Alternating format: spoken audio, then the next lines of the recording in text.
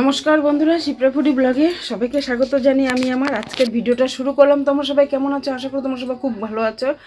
আমি তো দারুণ আছি, মানে কি আমি বিশ্বাস করবে না, এত অনুষ্ঠান খেতে খেতে একের পর এক অনুষ্ঠান লেগে রয়েছে আমার। দেখতেই পারছো তোমরা, প্রচুর অনুষ্ঠান খেলাম।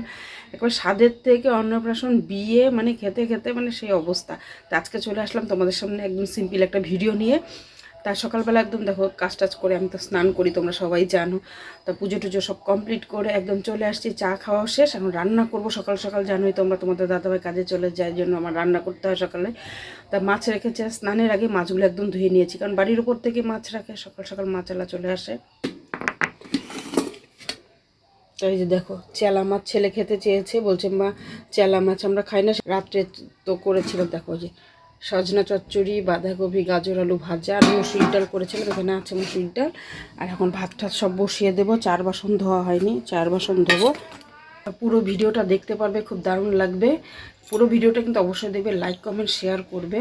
তাহলে আজকের মতন এখন সরি, দেখছো কি বলে ফেলছি, মানে ভিডিওটা শুরু করলাম, তোমরা পুরো ভিডিওটাই কিন্তু দেখবে। তা এখন ভিডিওটা রাখছি, পরে রান্নাবাড়ি কাটাকাটি সব কিছু করে নিয়ে তারপর তোমাদের সামনে আমি আবার আসছি, ঠিক আছে বন্ধুরা? মাছ ভেজে একদম ভাত করে, ডাল ঠাল তো ছিল, এগুলো সব গরম করে দিলাম, ওরা খেয়ে নিল।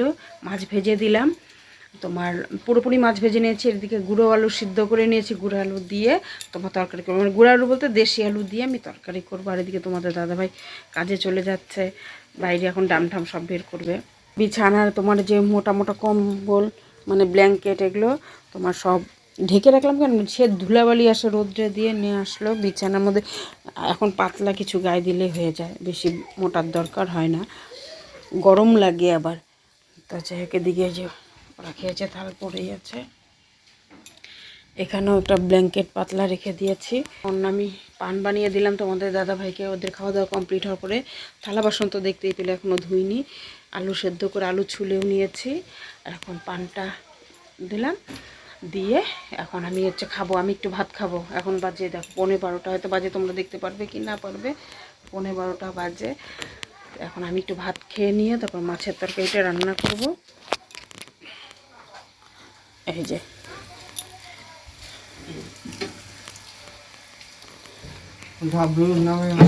হ্যাঁ,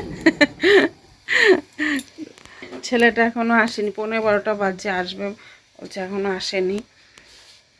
কালকে তো আসেনি, কালকে তো একাই জল দিয়েছে তোমাদের দাদাভাই। আর এই স্বাদের অনুষ্ঠানটা ছিল কিন্তু 2-3 দিন আগেই হয়েছে, কারণ ভিডিওটা ছাড়া হয়নি কদিন ধরে। ছেলেরও শরীরটা ঠিক ছিল না, জন্য বললো মা ভিডিওটা একটু দেরি করে দিই। বুঝতেই পারছো যে মানে এখনও ওয়েদারটা তো একদম একটু খারাপ, তা মানে ঠান্ডার গরম লাগে, যেন শরীরটা মাঝে মাঝে খারাপ হয়, তাই ভিডিওটা একটু আজকেই দিলাম। তোমরা প্লিজ কেউ কিছু মনে করো না। তো যাই এখন রাখছি, আমরা ফটাফট করে রান্নাবাড়িটা আগে সেরে নিই।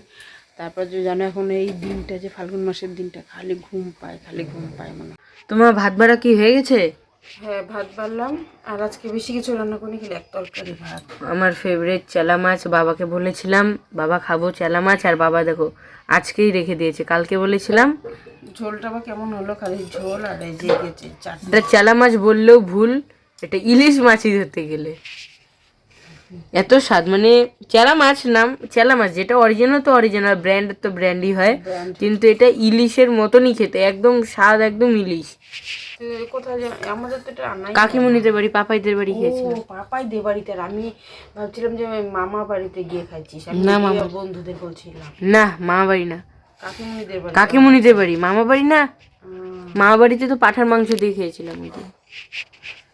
যাই হোক, খাও ভাত খাই। আর এদিকে চাটনি, হ্যাঁ, টমেটো আর দিয়ে চাটনি। আর রাত্রে তো একদম মাখা মাখা ভালো লাগে না। রাত্রে আমার নিমন্ত্রণ আছে ছোট মাদের ঘরে।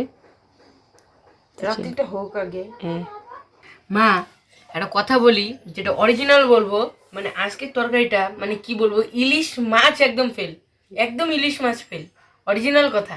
এত স্বাদ হয়েছে কি বলবো, বাবা খেতে পুরো পাগল হয়ে যাবে। সেই সেই বলে লাভ নেই, সেই খাই দেখো। মা মাগো খাওয়া যাক। আর ওই যে কাঁটাওয়ালা মাছই হোক, আমি এরকম ভাবে খাই। সেই তাই কিরকম হচ্ছে মা? দারুণ, সে ভালো হয়েছে কাটা। কাটা। এগুলো কাটা আমার কাছে কোনো ব্যাপারই না।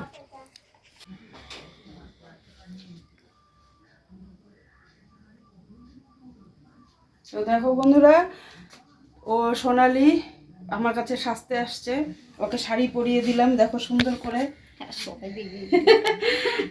আমি লিপস্টিক দিয়ে দিচ্ছি, এখানে চুল বেঁধে দিলাম আর সাইডে দুটো ফুল লাগিয়ে দিলাম। আর পুরোপুরি মেকআপ এখনো হয়নি ওর, ও বাড়িতে গিয়ে মেকআপের কিছু আনেনি, করবে, বিয়ে বাড়ি যাবে, তাই ওকে একটু সাজিয়ে দিচ্ছি। আগেও আসতো, এখনো আসে না আমার কাছে, অনেকদিন পর আসলো আবার।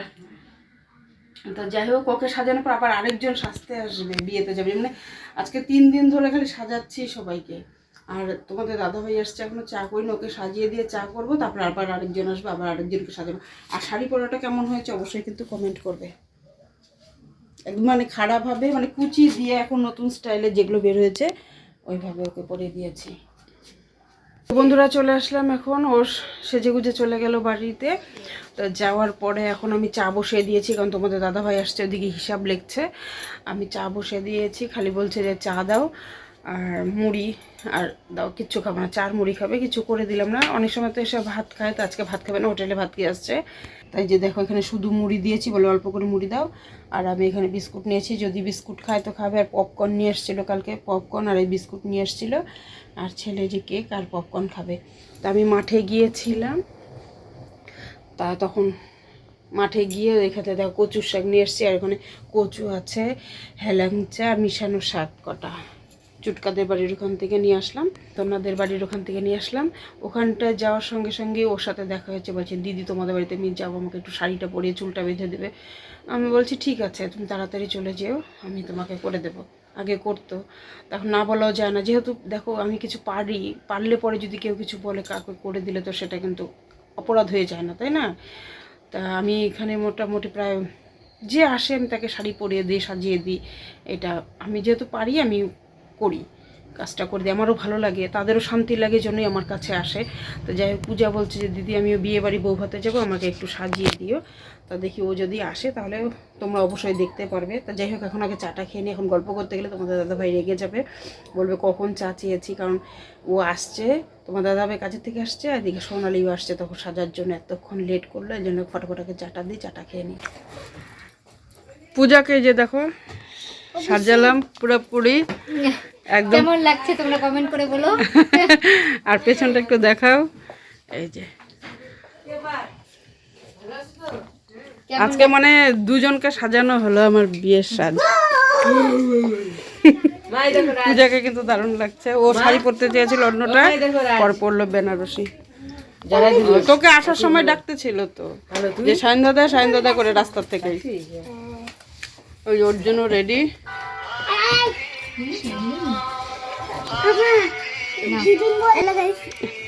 হ্যালো গাইস বলে,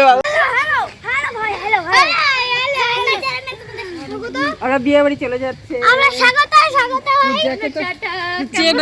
চেনাই যাচ্ছে না পূজাকে। জানি তো। আর শিপ্রাপুরি ব্লগে সায়নদাদের ব্লগে সবার স্বাগত।